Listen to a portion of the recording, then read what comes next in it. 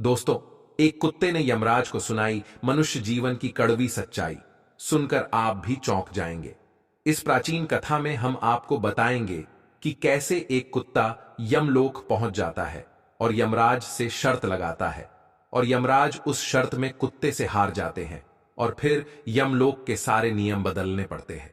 इस कथा में हम जानेंगे भगवान विष्णु ने यमराज को मनुष्य जीवन के संबंध में कौन सा महत्वपूर्ण ज्ञान दिया है।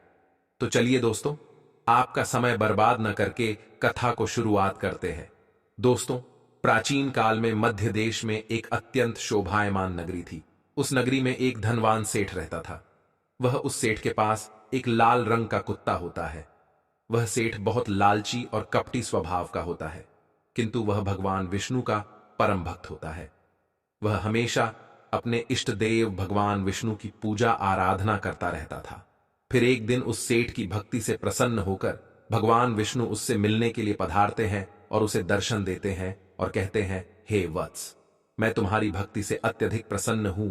मांगो, तुम्हें जो भी वर चाहिए, तुम्हारी जो भी इच्छा और मनोकामना है, मैं अवश्य पूर्ण करूंगा। वह सेठ भगवान विष्णु से कहता है, हे प्रभु, मैं आपके दर्शन करके धन्य हुआ।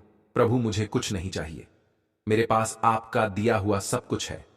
फिर वह सेठ एक सादा कागज निकालता है और भगवान विष्णु से कहता है, हे प्रभु, आप इस कागज पर अपने दस्तखत कर दीजिए, ताकि मैं दुनिया के लोगों को भगवान के होने का सबूत दिखा सकूं। आजकल दुनिया में कोई ये मानना ही नहीं चाहता है कि भगवान है। फिर भगवान ने कहा, ठीक है वत्स, लाओ, मैं तुम्हारे कागज पर दस्तखत कर देता हूं। इतना कहकर भगवान विष्णु उस सेठ के कागज पर दस्तखत कर देते हैं और अंतर्ध्यान हो जाते हैं। फिर वह सेठ उस कागज को हमेशा अपनी जेब में ही डालकर रखता था, ताकि वह दूसरों को भगवान के होने का सबूत दिखा सके। फिर कुछ दिनों बाद उस सेठ का वह कुत्ता मर जाता है, जिससे वह सेठ बहुत ही दुखी हो जाता है। सेठ का कुत्ता मृत्यु के बाद यमलोक में जाने लगता है। फिर यमलोक पहुंचने के बाद वह कुत्ता यमराज के सामने आकर खड़ा हो जाता है। यमराज उस कुत्ते का लेखा जोखा निकालते हैं और कहते हैं, हे श्वान, तुमने तो पशु का जन्म पाकर भी कोई पाप नहीं किया है। तुमने हमेशा अपने मालिक के साथ वफादारी की है, कभी किसी पशु पक्षी आदि प्राणियों को कष्ट नहीं दिया है। तुमने अपने सभी काम बड़े ईमानदारी के साथ किए हैं। हे श्वान, एक कुत्ते का जन्म पाकर भी तुमने कोई भी घृणित कार्य नहीं किए हैं, इसीलिए तुम्हारे सभी जन्मों के पाप अब नष्ट हो चुके हैं। हे श्वान, अब तुम बताओ, तुम किस लोक में जाना चाहते हो? तुम जहां चाहोगे वहां तुम्हें भेजा जाएगा। तुम जिस प्राणी का जन्म चाहते हो वह जन्म भी तुम्हें दिया जाएगा। हम तुम पर बड़े ही प्रसन्न हैं। शीघ्र बताओ, तुम्हारी क्या मनोकामना है? फिर वह कुत्ता बोलने लगता है, हे धर्मराज, आप चाहे मुझे नरक में भेजो या स्वर्ग में, मैं कहीं पर भी जाने के लिए तैयार हूं। लेकिन मेरी आपसे विनती है कि मैं जिस भी स्थान पर रहूं, मैं किसी मनुष्य के बंधन में ना रहूं। मुझे किसी मनुष्य की गुलामी न करनी पड़े और ना ही मुझे मनुष्य का जीवन चाहिए। आप कृपा करके मुझे कोई उचित स्थान प्रदान करें। कुत्ते की बात सुनकर यमराज आश्चर्यचकित होते हैं और सोचने लगते हैं कि मनुष्य का जीवन पाने के लिए तो देवता भी तरसते हैं, फिर यह कुत्ता मनुष्य का जीवन ना देने की कामना क्यों कर रहा है? फिर यमराज उस कुत्ते से कहते हैं, हे श्वान, तुम मनुष्यों से इतना द्वेष क्यों करते हो? मनुष्य का जन्म पाने के लिए तो बड़े बड़े देवता भी तरसते हैं। पृथ्वी पर तो मनुष्य का जीवन ही सर्वश्रेष्ठ है। फिर क्यों तुम मनुष्य का जन्म नहीं पाना चाहते हो? इससे पहले तुम्हें कभी मनुष्य का जीवन नहीं मिला है, शायद इसीलिए तुम मनुष्य जीवन के फायदे नहीं जानते हो। तुम एक बार मनुष्य का जीवन प्राप्त करके देखो, तुम्हें पता चलेगा कि उसके कितने फायदे हैं। यमराज की बात सुनकर वह कुत्ता कहता है, हे धर्मराज, मैं जानता हूं कि मनुष्य का जन्म कितना अनमोल है, लेकिन मनुष्य बड़ा ही स्वार्थी, धूर्त, कपटी और चालाक होता है। जब वह अपना मतलब देखने लगता है तो सही गलत सब कुछ भूल जाता है। उसकी तृप्ति किसी चीज से नहीं होती। सारे संसार का धन भी उसे मिल जाए तो भी वह संतुष्ट नहीं रहता। उसकी भूख कभी नहीं मिटती है। मनुष्य बड़ा ही असंतोषी होता है। वह अकारण ही दुखी रहने लगता है और दूसरों को भी दुख देने लगता है। मनुष्य मुझ जैसे बेजुबान जानवरों को अपना गुलाम बनाकर रखता है और अपना काम निकलवाता रहता है। इतना ही नहीं, मनुष्य तो भगवान को भी धोखा देता है। इसीलिए मुझे मनुष्य जन्म नहीं चाहिए। यमराज कहते हैं, हे श्वान, ये तुम क्या कह रहे हो? मनुष्य भगवान को धोखा भला कैसे दे सकता है? तुम जरा बताओ, मैं भी तो जानूं। फिर कुत्ता कहने लगता है, हे धर्मराज, मनुष्य जब मंदिर में जाता है तो स्वार्थी मन से भगवान की पूजा करता है। भगवान से कहने लगता है, हे भगवान, मेरा ये काम बना दो, मैं इतने पैसे चढ़ाऊंगा, दान धर्म करूंगा, भंडारा करूंगा, गरीबों को कपड़े दान करूंगा। लेकिन जब उसका काम पूरा हो जाता है तो वह सब कुछ भूल जाता है। आगे बढ़ने की होड़ में वह अपनों का ही शोषण करता रहता है, एक दूसरे की टांग खींचने में लगा रहता है। न खुद ऊपर उठने का प्रयास करते हैं, न दूसरों को उठने देते हैं, न चैन से खाते हैं, न खाने देते हैं। अपना काम बनाने के लिए दूसरों को धोखा देता है। और उसकी धूर्तता तो देखिए, वह भगवान को भी लालच दिखाकर अपना काम बना लेता है। जब काम पूरा होता है तो कहता है, भगवान के पास तो सब कुछ है, मैं उन्हें क्या दे सकता हूं। इस प्रकार से कहकर वो अपनी बात से मुकर जाता है। हे यमराज, इंसानों के बुरे कर्मों को घिनाते गिनाते मैं थक जाऊंगा, किंतु उसके बुरे कर्म समाप्त नहीं होंगे। उसकी चालाकी के आगे तो देवता भी कुछ नहीं है। कुत्ते की बात सुनकर यमराज कहते हैं, हे श्वान, माना कि इंसान बहुत चालाक है, लेकिन वह हम देवताओं को मूर्ख नहीं बना सकता, क्योंकि हमारे यहां जितने भी जीव आते हैं उन्हें हम ही दंड देते हैं। उसने पृथ्वी लोक पर कितनी चालाकी क्यों न की हुई हो, उसे मृत्यु के बाद यही आना पड़ता है। सभी इंसान यहां पर आकर हमारे सामने रोते हैं, माफी मांगने लगते हैं, नरक जाने के भय से और मेरे भयंकर रूप को देखकर थर थर कांपते हैं। सभी मनुष्य हमारे अधीन रहकर ही काम करते हैं। फिर वह कुत्ता बोलता है, हे धर्मराज, आपके पास जितने भी मनुष्य आते हैं वे सब मरे हुए होते हैं। आपका पाला किसी जीवित इंसान से नहीं पड़ा है। यदि आप किसी जीवित मनुष्य को यमलोक लेकर आओगे तब आपको पता चल जाएगा कि जीवित इंसान कितना खतरनाक होता है। उस कुत्ते की बात सुनकर यमराज को आश्चर्य हुआ और गुस्सा भी आ गया। वे सोचने लगे, ये तो हमारे यहां पर आकर हमारा ही अपमान कर रहा है।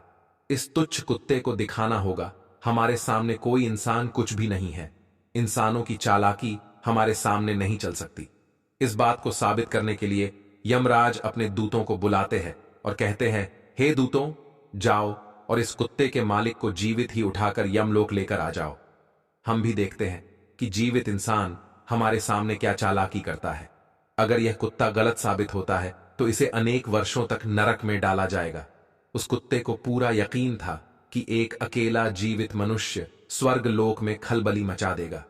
फिर यम के दूत धरती लोक पर जाते हैं और उस कुत्ते के मालिक को अर्थात उस सेठ को चारपाई के साथ उठाकर यमलोक ले जाने लगते हैं। तभी बीच रास्ते में उस सेठ की नींद खुल जाती है और वह देखता है कि दो अत्यंत हृष्ट पुष्ट सिंगों वाले यमदूत उसे चारपाई के साथ उठाकर यमलोक ले जा रहे होते हैं। वह सेठ उन यमदूतों से पूछने लगता है, हे यमदूत, क्या मेरी मृत्यु नींद में हो चुकी है? तब यमदूत कहने लगते हैं, नहीं मनुष्य, तुम अभी जीवित ही हो। फिर वह सेठ कहता है, फिर आप दोनों मुझे कहां ले जा रहे हैं? मैंने कौन सा पाप किया है? यम के दूत उस सेठ को सारी कहानी बता देते हैं और कहते हैं, तुम्हारे कुत्ते ने यमराज से कहा है कि जीवित मनुष्य बहुत चालाक होता है, इसीलिए इस बात का परीक्षण करने के लिए यमराज ने आपको जीवित ही यमलोक लाने के लिए कहा है। उस सेठ को पूरी बात समझ में आती है और वह कुछ देर तक सोचने लगता है और फिर तुरंत उसकी जेब में रखा हुआ वह कागज निकालता है जिस पर भगवान विष्णु ने दस्तखत किए हुए होते हैं। वह उस कागज पर कुछ लिख देता है और फिर से कागज को अपनी जेब में रख लेता है। यमदूत उस सेठ को लेकर यमराज के दरबार में उपस्थित हो जाते हैं। उस सेठ को देखते ही यमराज जोर जोर से हंसने लगते हैं और सोचने लगते हैं, ये तुच्छ मनुष्य भला मेरा क्या बिगाड़ पाएगा। फिर वह सेठ जाकर यमराज के सामने खड़ा हो जाता है और अपनी जेब से वह कागज निकालकर यमराज को देता है। जब यमराज उस कागज को खोलकर पढ़ने लगते हैं तो वे तुरंत ही सिंहासन से उठकर खड़े हो जाते हैं और उस सेठ को सिंहासन पर बिठाकर खुद उसके स्थान पर खड़े हो जाते हैं, जिसे देखकर यमराज के सभी दूत चौंक जाते हैं, सोचने लगते हैं, यमराज ये क्या कर रहे हैं? एक मानव को अपने सिंहासन पर बिठा रहे हैं। यह जरूर कोई पहुंचा हुआ इंसान लगता है। वह सेठ अब यमपुरी का राजा बन जाता है। यमराज भी उसका आदेश मानने के लिए विवश हो जाते हैं। फिर वह सेठ सिंहासन पर बैठते ही यमलोक के सभी कानून बदल देता है और यमराज को ही यमलोक के द्वार का पहरेदार बना देता है। फिर वह सेठ सोचने लगता है, जब मैं मर जाऊंगा तो मुझे भी यहां पर आना पड़ेगा और मेरे पाप कर्मों के कारण मुझे भी नरक में डाला जाएगा। इसीलिए उस सेठ ने नरक में पड़े सभी प्राणियों को स्वर्ग में डालने का आदेश दिया और नरक का द्वार हमेशा के लिए बंद कर दिया। और फिर सभी यमदूतों को आदेश दिया कि आज के बाद किसी भी प्राणी को नरक में नहीं डाला जाएगा, सभी प्राणियों को स्वर्ग में ही भेजा जाए। सेठ के इस आदेश को सुनकर स्वर्ग लोक में खलबली मच गई। सभी देवता हैरान हो गए, लेकिन वे कर भी क्या सकते थे। आदेश यमलोक के राजा ने दिया था, इसीलिए चुपचाप सभी उसका पालन करने लगे। स्वर्गलोक का संतुलन पूरी तरह से बिगड़ गया। धीरे धीरे स्वर्गलोक में जीवों की भीड़ बढ़ने लगी, जिनकी सेवा करके स्वर्गलोक के कर्मचारी और अप्सराएं परेशान होने लगे और सोचने लगे, इतने सारे जीवों की सेवा कैसे कर पाएंगे। उधर वह कुत्ता सोचने लगा, यमराज को जीवित मनुष्य को यमलोक में लाना कितना महंगा पड़ गया। सेठ जी ने सब कुछ बदल दिया है, आखिर ऐसा कैसे हुआ। फिर वह कुत्ता अपने सेठ के पास गया और पूछने लगा, सेठ जी, आपने ये सब कैसे किया। अब तो आप यमलोक के राजा बन गए हैं, अब मैं सारे जीवन आपका दास बनकर रहूंगा। कृपया आप मुझे बताइए कि आपने ये सब कैसे किया।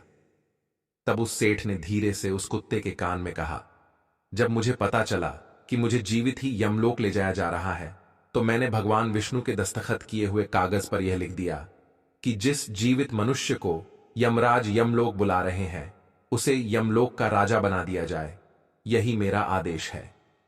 उस कागज पर भगवान विष्णु के दस्तखत देखकर यमराज को लगा कि यह भगवान विष्णु का ही आदेश है, तो उन्होंने बिना विचार किए ही मुझे यमलोक का राजा बना दिया। सेठ की बात सुनकर वह कुत्ता बहुत खुश हुआ और सोचने लगा, इंसानी दिमाग चाहे जहां भी रहे, खुरापात तो करेगा ही। इधर यमलोक का ऐसा हाल देखकर सभी देवता भगवान विष्णु से मिलने के लिए वैकुंठ चले गए और उन्हें सारी बात बता दी। देवताओं की सहायता करने के लिए भगवान विष्णु तुरंत ही यमपुरी में आ गए, तो उन्होंने देखा कि यमराज यमलोक के द्वार पर पहरा दे रहे हैं। फिर यमराज के सिंहासन पर कौन बैठा है। भगवान विष्णु को देखते ही यमराज उनसे प्रार्थना करने लगे और कहने लगे, हे प्रभु, आपकी यह लीला बड़ी ही विचित्र है। धरती के एक साधारण मनुष्य को आपने यमलोक का राजा बना दिया और मुझे पहरेदार। भगवान विष्णु यमराज से कहते हैं, हे धर्मराज, ये मैंने नहीं किया है, ये तो मनुष्य के चालाक दिमाग का कमाल है। यदि तुम जीवित मनुष्य को यमलोक लेकर आओगे तो यही होगा। इसीलिए मैंने मृत्यु के बाद ही मनुष्य को यमलोक लाने का आदेश दिया था, ताकि मनुष्य के सभी दोष और स्वभाव शरीर के साथ नष्ट हो जाए और केवल उसकी आत्मा ही यमलोक में प्रस्थान करे। किंतु आप तो एक जीते जागते मनुष्य को ही यमलोक उठाकर लेकर आए। यमराज से इतना कहकर भगवान विष्णु आगे बढ़े। फिर जब उस सेठ ने भगवान विष्णु को आते हुए देखा, तो वह तुरंत यमराज के सिंहासन से उठकर खड़ा हो गया और बोलने लगा, हे प्रभु, मुझे क्षमा करो। मैंने अपने कुत्ते को नरक में जाने से बचाने के लिए और मनुष्य की बुद्धि का बल दिखाने के लिए ही ऐसा किया। मैं आपके द्वारा दिए गए वरदान का दुरुपयोग नहीं करना चाहता था। हे प्रभु, मैं आपके दर्शन करके धन्य हो गया। अब मुझे किसी चीज की अभिलाषा नहीं है। फिर भगवान विष्णु मुस्कुराए और उन्होंने उस सेठ को क्षमा कर दिया। फिर वह सेठ धरती लोक पर लौट गया। भगवान विष्णु ने भी यमराज को फिर से यमलोक की गद्दी पर बिठा दिया और वे भी वैकुंठ लोक लौट गए। यमराज फिर से अपने सिंहासन पर बैठ गए। तब वह कुत्ता यमराज से कहने लगा, हे धर्मराज, देखिए आपने जीवित मनुष्य की चालाकी। एक जीवित मनुष्य क्या क्या कर सकता है। इसीलिए मैं मनुष्य नहीं बनना चाहता। मनुष्य जब स्वार्थी बन जाता है तो वह अंधा हो जाता है, उसे दोस्त परिवार दिखना बंद हो जाते हैं। लालच में वह धर्म को भी भुला देता है और अनिष्ट कार्य करने लगता है। जब तक वह शास्त्र अनुसार कर्म करता है तभी तक सुखी रहता है, और जब धर्म से विमुख हो जाता है तो क्लेश और बीमारियां उसे घेर लेती है और उसका पतन हो जाता है। फिर यमराज उस कुत्ते को क्षमा कर देते हैं, उसे स्वर्ग में भेज देते हैं और यमलोक के बदले हुए कानूनों को फिर से सही कर देते हैं। तो दोस्तों, इस प्रकार से एक कुत्ते ने यमराज को मनुष्य के जीवन की सच्चाई बताई है। ये कथा आपको कैसी लगी कमेंट करके जरूर बताएं। अगर यह जानकारी अच्छी लगी तो वीडियो को लाइक जरूर करें और कमेंट में जय श्री कृष्ण जरूर लिखें। साथ ही चैनल को सब्सक्राइब करें। मिलते हैं अगली वीडियो में। आप सभी का धन्यवाद।